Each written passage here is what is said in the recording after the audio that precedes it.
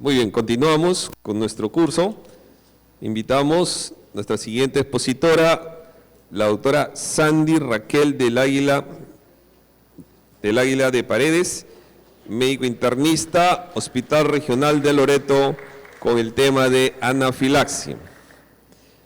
Ella ha hecho sus estudios de pregrado en la Universidad Nacional de la Amazonía Peruana, en la Facultad de Medicina, y estudio de posgrado UNAP de Medicina Interna. Es jefe del Servicio de Nefrología y Hemodiálisis del Hospital Regional de Loreto, coordinadora bibliográfica y de Laboratorio de Cómputo de la Facultad de Medicina, docente auxiliar de clínicas de la Facultad de Medicina, miembro del Comité de Auditoría Médica del Hospital Regional de Loreto y miembro del Comité de Farmacoterapia del Hospital Regional de Loreto. Un fuerte aplauso para la doctora Sandy.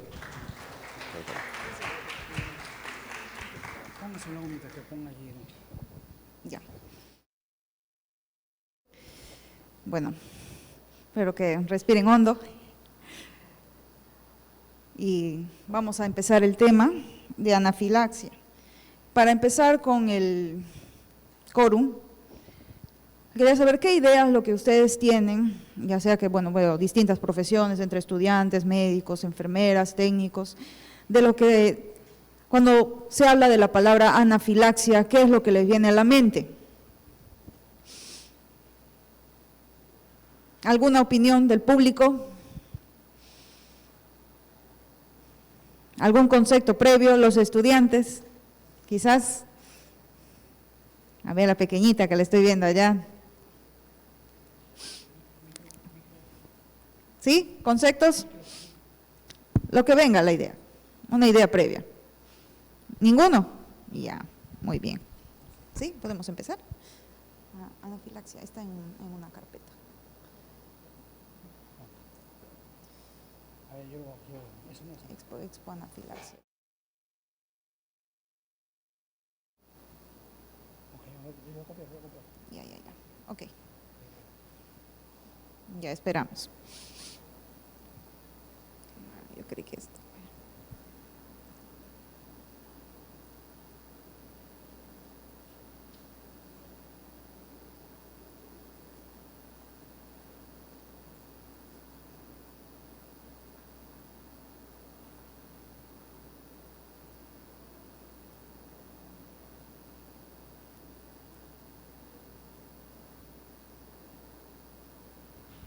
Ya, muy bien.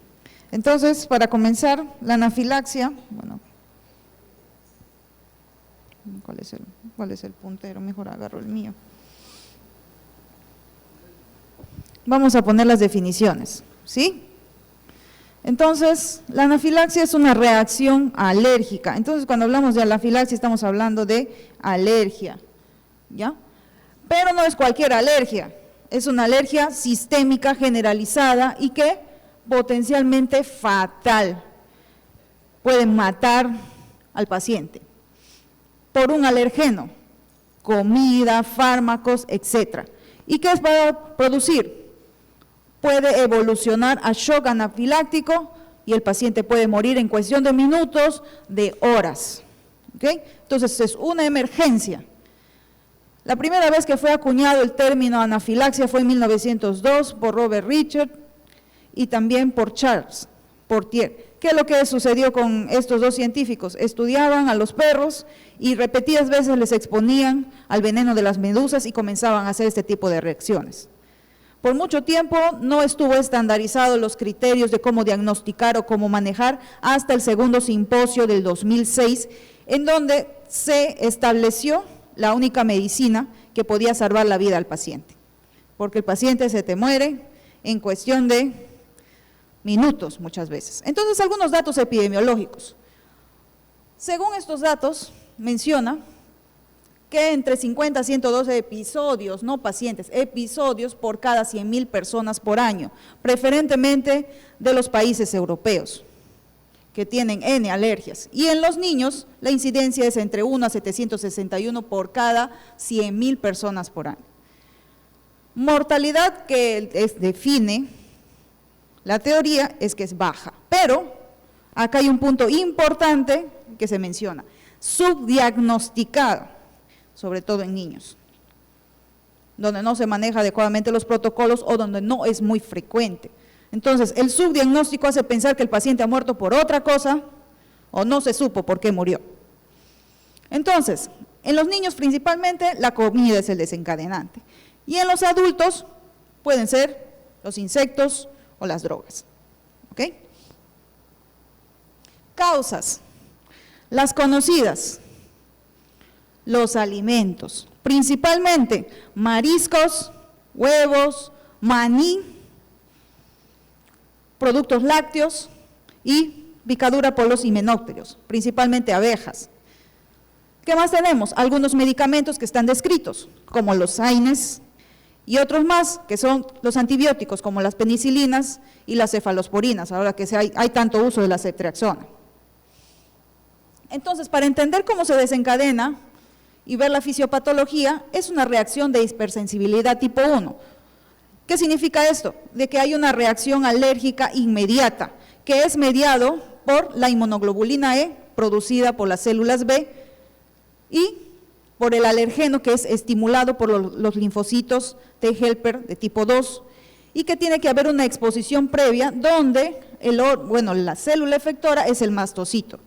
A una segunda exposición se unen los anticuerpos a lo que son los receptores de alta afinidad por inmunoglobulina E, ¿y qué va a suceder? El alergeno y el anticuerpo van a desatar una degranulación a nivel de mastocito. ¿En cuánto tiempo puede ocurrir esto? En minutos, porque es rápido, esta es la vía clásica, y esa es la que desencadena todo el problema. Entonces, desencadenantes. Vemos aquí, ¿qué es lo que va a hacer el mastocito? Liberar histamina y va a producir todos los problemas que vamos a ver de forma clínica. Los basófilos, que también principalmente por otros mecanismos que no son las inmunoglobulinas, y a su vez también los monocitos y macrófagos que van a producir todos estos mediadores que van a afectar al organismo mediante varias quimiosinas o reacciones cruzadas. Lo que ya mencionaba, los alérgenos, medicamentos van a activar el mastocito, liberando histamina, triptasa, que son mediadores proinflamatorios, pero también va a haber reacciones a través del macrófago, los linfocitos T, reacciones cruzadas, aumento de las interleucinas, histamina, y esto ¿qué es lo que va a producir? Síntomas que van desde un simple enrojecimiento, como veíamos anteriormente, órganos diana, cutáneo, a nivel respiratorio, gastrointestinal y cardiovascular. ¿Y cuáles son estos? Va a producir desde simples alergias, esos sabones, esos rash, enrojecimientos, que también puede producirte náuseas, vómitos, desmayos, hipotensión, incluso darte síntomas atípicos, fiebre, escalofríos, por esta alta liberación de las citocinas, sobre todo de la interleucina 6. Y según refiere la Jornada Mundial de Alergias del año 2020, los que son mediados por inmunoglobulina E dependientes, las no y las independientes. Y acá tenemos principalmente lo que había mencionado anteriormente, pescado, mariscos, maní, inclusive acá al fluido seminal se ha descrito. Algunos se pueden reír, pero en realidad es cierto. Atención mujeres, natural al látex, algunas que tienen alergia también a los condones, a los aeroalergenos, sobre todo en zonas donde corre bastante polvo, y los himenópteros, que son las abejas, la picadura de araña, y a los contrastes, el yodo, contraste con yodo, y algunas ocupacionales. ¿A qué más tenemos? A los AINES, está muy descrito que puede presentar reacciones anafilácticas por AINES y antibióticos, ya mencionado. Y las que no son independientes de inmunoglobulina, también puede ser los contrastes, algunos medicamentos como los AINES, transfusiones, todos los componentes como los dextranos que están en las bolsas, también pueden producir una reacción anafiláctica. ¿Quiénes más? Y a otros desencadenantes directos que bajan el umbral de granulación del mastocito. ¿Y cuáles pueden ser? Exposición intensamente al frío, al calor, hacer actividad física intensa, consumo de etanol y algunos medicamentos que también está descrito como los antipsicóticos y otras causas que no tienen aparentemente un alergeno conocido, que puede ser del mismo paciente, alteraciones de los mastocitos, o también algunos anticuerpos o exposición a otros alergenos que no se pueden describir. ¿Sí? ¿Preguntas hasta aquí? Siguiente. Entonces, ¿cuál es el desencadenante más fatal de la anafilaxia? El shock anafiláctico. Es un tipo de shock de origen distributivo, donde hay una extravasación de fluidos y una intensa vasodilatación por la histamina. ¿Y qué va a suceder? Va a reducir el retorno venoso, no va a haber un adecuado flujo para el gasto cardíaco, va a disminuir el gasto cardíaco, va a haber también edema en vía aérea, lo que va a producir un broncoespasmo, reducción del flujo a nivel pulmonar y el paciente va a estar hipoxémico, no va a recibir oxígeno. ¿Qué más lo que va a suceder? El gasto cardíaco también va a disminuir el flujo pulmonar y le va a dar hipoxemia. ¿Qué es lo que sucede también con la reducción o la vasodilatación? Va a reducir la perfusión coronaria, aumentando o disminuyendo el gasto cardíaco, produciendo mayor hipotensión, una inadecuada perfusión tisular y al final, shock. El paciente puede hacer arresto cardíaco, paro cardiorrespiratorio, como dice, y se muere frente a nuestros ojos. Y este es el desenlace más fatal. Entonces, en este cuadro, bueno, creo que no lo pueden ver algunos, tenemos un círculo, que lo han descrito en el 2019, que la anafilaxia no solamente es un factor que se desencadena, me pica hoy día la abeja, al siguiente vez me pica la abeja y hoy ya tengo anafilaxia, no, es la suma de los factores. ¿Y cuáles son? Primero, como ya habíamos mencionado, alimentos, al látex y otros productos, venenos de insecto y medicamentos, pero hay otros cofactores que no sé si, a ver, vamos a poder mencionarlo, bueno, lo voy a mencionar, que desencadenan un peor desenlace en el paciente. Uno de ellos es pacientes adultos, el sexo masculino, está bien descrito. ¿Quiénes más? Aquellos pacientes que tienen enfermedad cardiopulmonares, alérgicos a la penicilina, aquellos pacientes que son asmáticos, aquellos pacientes que hacen actividad física intensa.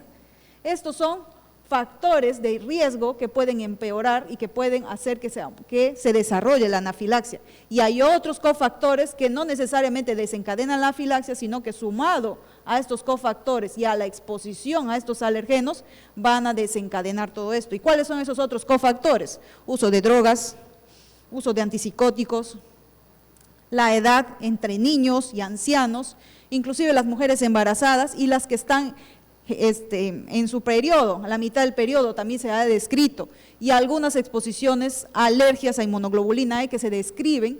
Entonces tenemos una suma de factores, la fiebre, las infecciones agudas, el consumo de alcohol, el asma, ojo con el asma, ¿ok? ¿Y cómo se hace el diagnóstico? Que es lo más importante. Según varios consensos, entre el 2006, 2015, y 2020 y el 2024, que todavía se mantiene, es clínico. O sea, no necesariamente vamos a ver a un niño, un paciente así, con un angioedema, con un rash. ¿Cuál es lo más importante? La historia del episodio. ¿Se ha expuesto a algo? No se ha expuesto. Sí, doctor, sí, señorita, estaba comiendo algo y de un momento a otro se comenzó a hinchar la cara y empezó a agitarse. ¿Cuánto tiempo?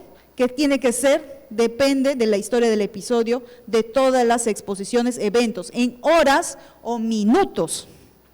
Sí ha sido hace media hora y le veo peor. ¿Qué preceden al inicio de los síntomas? Si le hemos dado ese jarabe y estaba vencido, o le picó la abeja, la vez pasada le ha picado y no le ha pasado nada. ¿Sí? Nos ubicamos. Okay. No sé qué habrá comido en esa fiesta, sobre todo por los niños, o los adultos que están recibiendo, que le han hecho su tomografía con contraste. ¿Qué le está pasando? O le han transfundido. ¿Ok? ¿Cuáles son las manifestaciones clínicas según el grado? Según la revisión del año 2023, para poder determinar qué paciente se nos va a ir más rápido, no necesariamente lo vamos a encontrar con los abones. Muchas veces el paciente te va a referir que no puede respirar o a veces va a venir así inconsciente. ¿Y cuáles son las severidades? Tenemos a leve, que solamente se limita a piel y tejidos. Sí está con alergia, eritema que puede ser generalizado y una urticaria es un eritema generalizado. Moderada, signos que sugieren complicaciones gastrointestinales, respiratorias o cardiovasculares, hipotensión, taquicardia, dolor abdominal intenso, que a veces parece que el paciente le ha dado apendicitis, o sea, como si hubiera roto algún órgano interno, como un abdomen quirúrgico, disnea, estridor, sibilancias. Paciente que nunca ha sido asmático, comienza a hacer dificultad respiratoria, ya es una manifestación clínica moderada, opresión torácica, faringea. Y la grave, ¿cómo determinamos la hipoxia? Que está desaturando este paciente, está hipotenso, baja presión en los niños más del 30% y complicaciones neurológicas, la hipotimia no se levanta, le echas alcohol, como el día de ayer a los estudiantes que vinieron con histeria colectiva de un desfile, le echabas alcohol, se levantaban, estos pacientes no se levantan. ¿Sí? Desaturación, cualquier estado de confusión, colapso y bajo gasto cardíaco, ¿cómo lo determino? Por la perfusión. Mi llenado capilar, mayor de 2. Entonces, tenemos que determinar qué pacientes están más graves. ¿Sí? Según las guías del 2020 de la Organización Mundial de Alergia para el manejo de anafilaxia, ¿qué es lo que nos dice? ¿Cuáles son los criterios diagnósticos? Según este último consenso, dice que para poder tomar en cuenta que un paciente tiene anafilaxia, por eso también hay que saber los diagnósticos diferenciales. Ahí, como mencionaba al inicio, a veces no se diagnostica, es infradiagnosticado. ¿Qué criterios debo tener? Uno de estos criterios, ¿cuáles? Que mi paciente venga con rash, urticaria o solamente enrojecimiento, con un alérgeno conocido, que solamente tenga manifestación de la piel o de las mucosas, o que puede tener angioedema, y que presente cualquiera de estos tres, esto más esto, o sea, complicación cutánea más compromiso de la vía aérea. ¿Cómo va a venir el paciente? Con estridor laríngeo muchas veces, con taquipnia, y que muchas veces la saturación va a disminuir, o que puede también alteración de la circulación con disminución de la presión arterial. El paciente va a venir hipotenso, va a venir en un colapso, un llenado capilar mayor de 2 y otras complicaciones como los síntomas gastrointestinales, como les mencionaba, náuseas, vómitos persistentes. Cualquiera de estos tres y dolor abdominal intenso, esto, más este compromiso, este es un paciente que ya probablemente va a desarrollar o está haciendo anafilaxia. O el segundo criterio, que puede que el paciente presente de forma rápida hipotensión, broncoespasmo o compromiso laríngeo sin necesidad de que tenga manifestaciones cutáneas. Esa es la diferencia de los otros consensos del 2015, la revisión del 2019, que dice que el paciente no necesariamente tiene que tener manifestación cutánea. No es anafilaxia, o es otra cosa. Pero, ¿qué sucede en el caso de los niños? La presión arterial tiene que ser más del 30% de su basal, o sea, tiene que haber disminuido.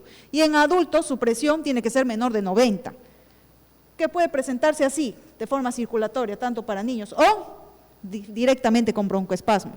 Se ha comido su mantequilla de maní y de un momento a otro está con estridor, ya es una anafilaxia. O que puede ser un angioedema que también compromete la vía respiratoria. ¿Sí? Y lo mismo, pero en español, lo que me decía, ¿qué puede ser un inicio? Acuérdense, para que tenga el criterio de anafilaxia, minutos a horas. Más de 4 horas el paciente probablemente ya no esté. Y compromiso respiratorio, o sea, el inicio de compromiso de piel o mucosa y el resto de los compromisos, hipotensión, parte respiratoria y gastrointestinal. Y el segundo, que no necesariamente tiene que tener compromiso cutáneo, o sea, los dos, uno o lo otro. Paciente probable anafilaxia y con la historia más importante, exposición a algún alergeno, conocido o quizás no conocido.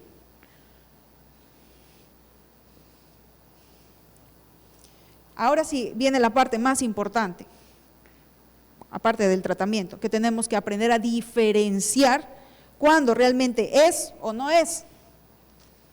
Aquí, la urticaria y el angioedema, que justo el paciente ha tomado un naproxeno porque le dolía el diente y comienza a hincharse. La cara, la boca, pero no hace dificultad respiratoria. Es ahí la diferencia. ¿Qué más? Déficit hereditario adquirido también puede ser, o un angioedema por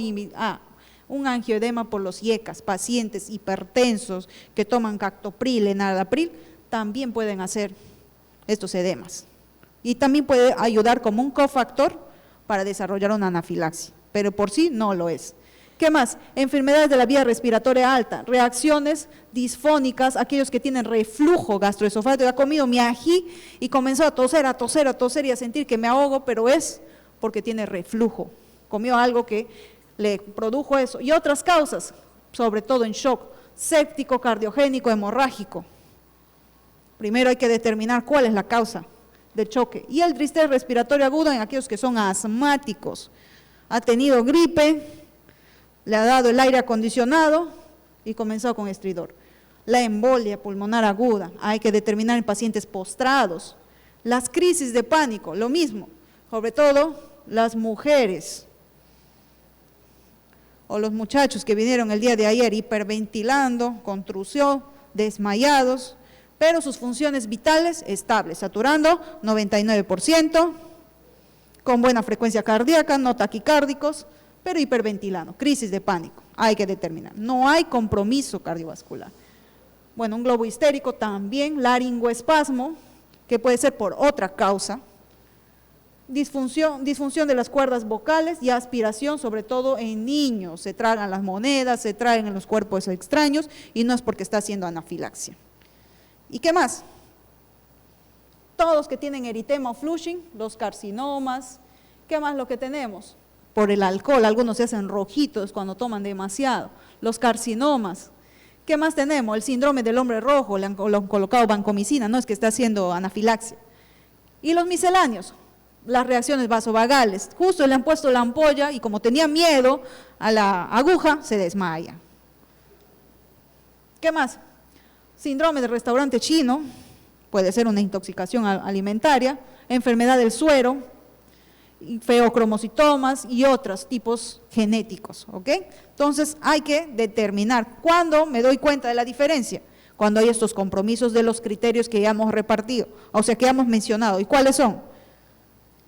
El rash más compromiso cardiovascular, respiratorio o gastrointestinal, pues simularía un dengue, o sin aquellos, pero que sí hay obstrucción de la vía aérea. Y baja la presión.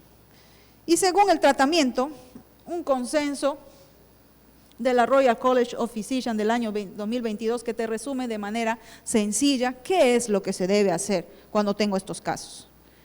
Si veo que mi paciente se va a morir frente a mis ojos, ¿qué es lo que debo hacer? ¿Cómo debo actuar como personal de salud, como estudiante? Vamos a ver dos escenarios. Entonces, según esta guía, Guidelines del 2021, ya sospecho que tengo anafilaxia, este paciente se ha expuesto, justo quería agarrar la miel y le picó una abeja, ya, pongamos en este escenario. ¿Y está en dónde? En la calle, en el jardín. ¿Qué es lo que tengo que ver? Mi A, B, C, D, E. Ver cómo está mi vía aérea, hay estridor, está respirando adecuadamente, cómo está su presión, le mido si está frío, las extremidades frías, si el paciente se ha caído, se ha desmayado y no me responde, y la exposición, si hay el rash o si yo evidencio la picadura de las abejas, por ejemplo. Y voy a buscar que rápidamente este paciente está haciendo problemas tanto respiratorios, de la vía aérea, circulatorios, y que probablemente estoy acá con mis criterios, cambios en la piel. Entonces, para mencionar otra vez y repasarlo, el paciente está haciendo angioedema, se le hincha la cara, pero está presentando disnea, disfagia, ya no puede, siente que no puede tragar. Eso es mi signo de alarma de mi vía aérea. La respiración, que el paciente está con tos, que no le pasa, o presión torácica, le escuchamos sibilantes y a veces puede hacer apnea. Después, la circulación, hipoperfusión periférica, palidez, frialdad, signos de choque y también con arritmias, y en ese momento tenemos el estetoscopio. ¿Qué más? En la disabilidad o la desorientación, inquietud, mareo, irritabilidad, sobre todo en niños. Cefalea, visión borrosa, hipotonía, y no te reacciona el paciente, no reacciona, ni le eches alcohol en su ojo, en su nariz, en donde sea, no te va a reaccionar, ¿ok? Y la exposición, los signos en la piel y la mucosa, yo veo el rash, justo le están poniendo la anestesia y comienza a hacer rash, a hacer hipotonía, entonces tengo que revisar todos estos. Y otros síntomas importantes, náuseas, vómitos, dolor abdominal, hay rinitis, hay conjuntivitis, y el paciente, y sobre todo si el paciente tiene estos antecedentes, los atópicos, esos que son bien blanquitos, alguna vez han tenido asma, hay que tener cuidado. Y luego, ¿qué hago? Ya sé que mi paciente está haciendo anafilaxia, tengo que pedir ayuda. Si estamos fuera del hospital, ¿qué tengo que hacer? Inmediatamente actuar. ¿Y cómo voy a actuar? Voy a remover el gatillante, el que le ha desencadenado. Si le encuentro que era la picadura de abeja, ¿qué tengo que hacer? Tengo que sacarle. ¿Por qué? Porque va a seguir liberando en la bolsa de la lanceta. O si está recibiendo alguna infusión, justo el contraste, o está transfundiendo la sangre, tengo que suspenderlo inmediatamente. ¿Y qué más tengo que hacer? Poner al paciente recostado, ayudar a que llegue la perfusión, poner las piernas para arriba o hacerlo sentar. Nunca hacerlo parar, jamás. No va a tener un buen gasto cardíaco y más rápido le vas a llevar al cielo. Entonces tienes que ponerle en una posición de sentado y si hay una gestante hacia el lado izquierdo, ¿ok? Y después, eso es lo que salva la vida a los pacientes, inyectarle adrenalina intramuscular. ¿En dónde? En el tercio lateral superior del muslo.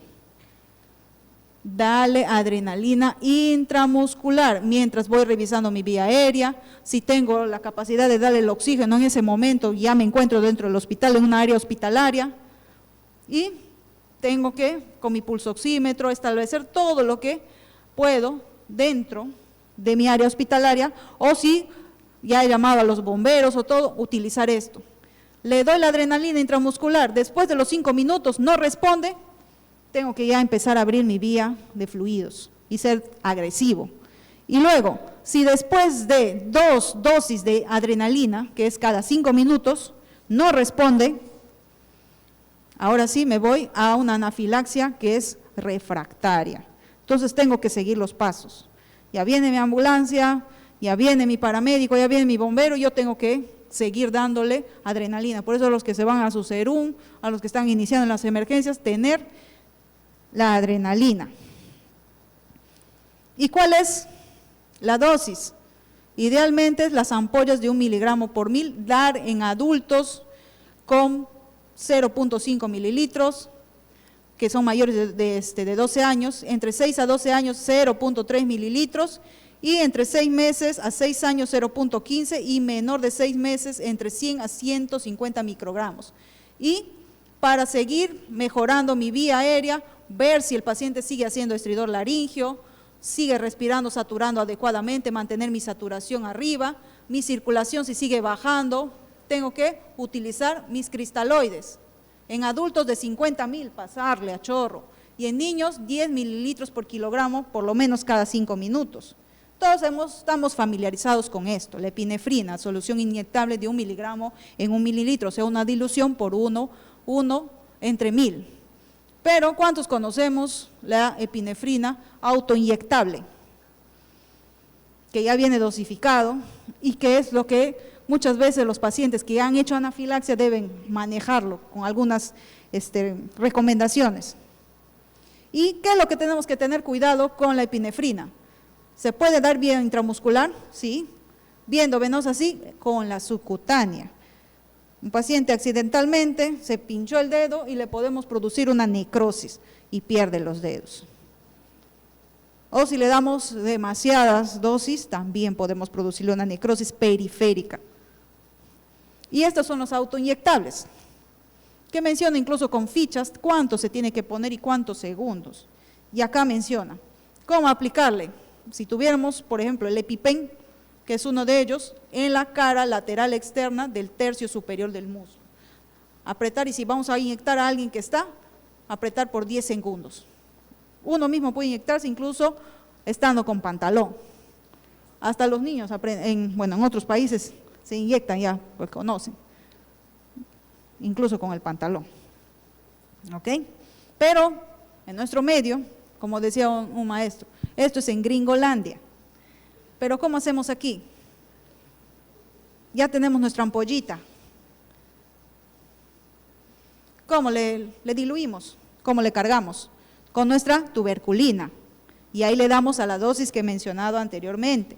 Mi tuberculina, que tiene las líneas de 0.1, 0.2, 0.3, y voy a empezar a darle estas dosis que he mencionado.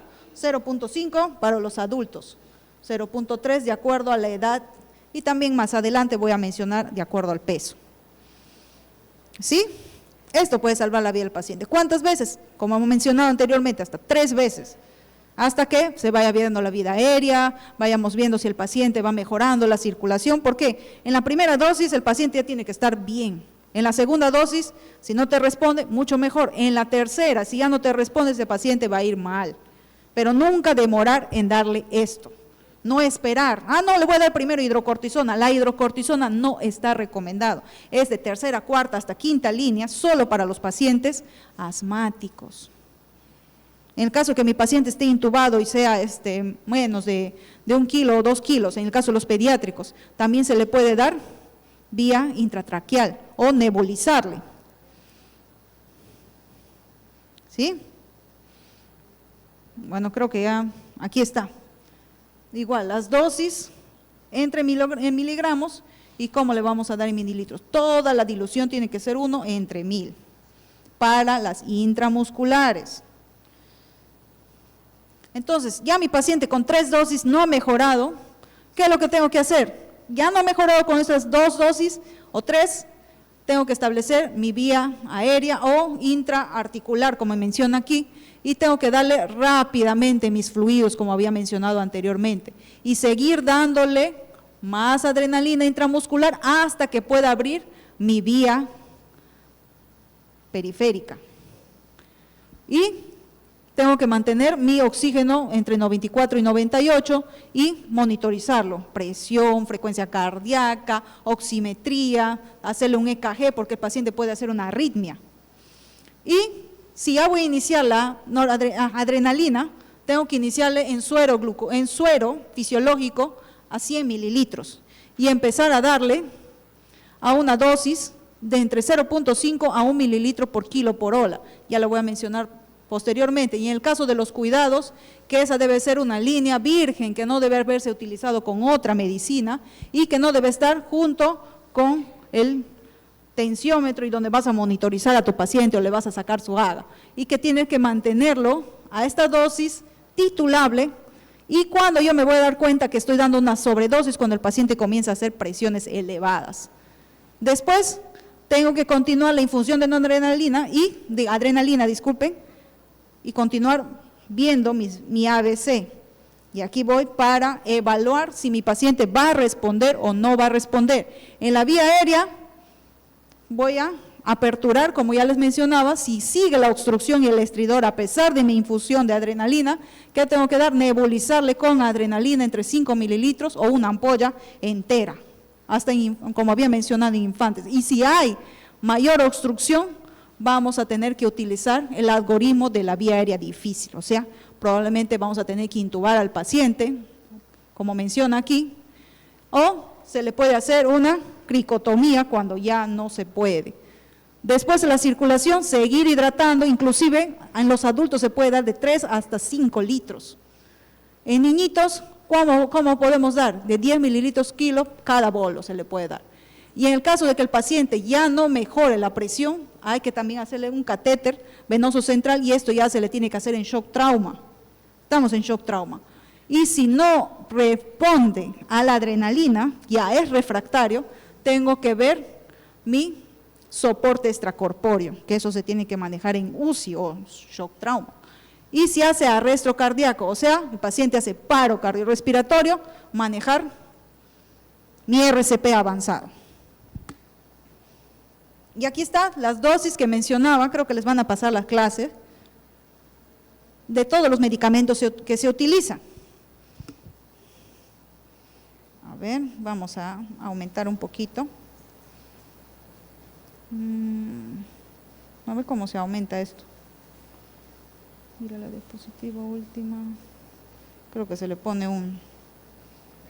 Ya bueno, no manejo mucho opciones, agrandar. No tiene. Bueno, lo que mencionaba aquí es que en tanto la adrenalina intramuscular, endovenoso, también se puede utilizar otros fármacos. ¿Cuáles? Uno de ellos es el glucagón, en el caso de que los pacientes hayan estado expuestos a beta blockers. Se le puede dar también dopamina como segunda opción cuando el paciente no mejora con la infusión de adrenalina.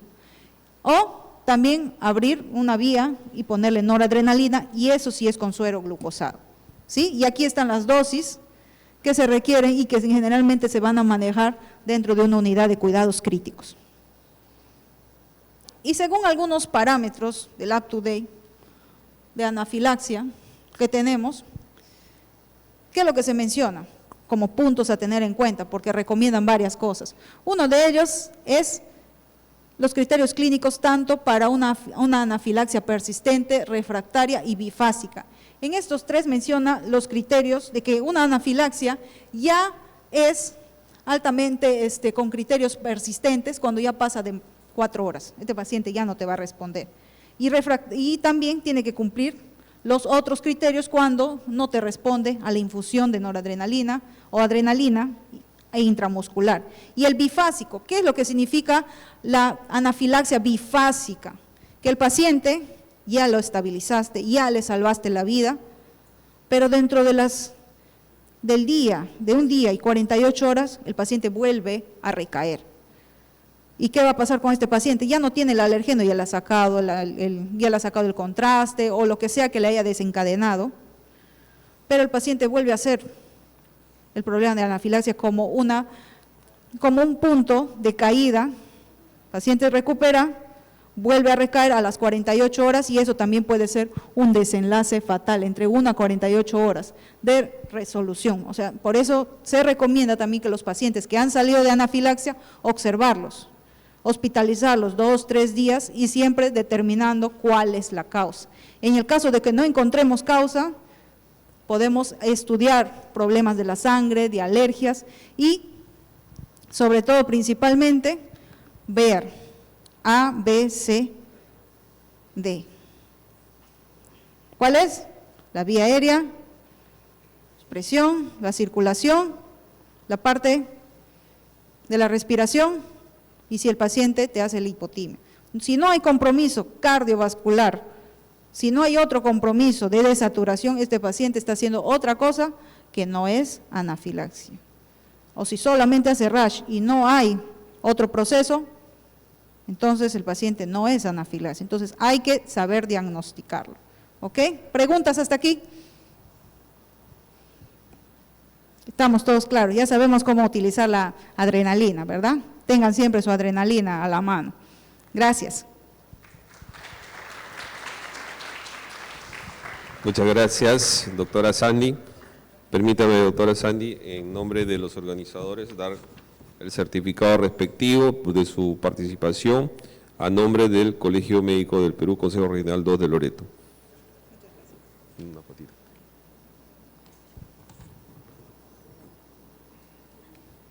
Gracias.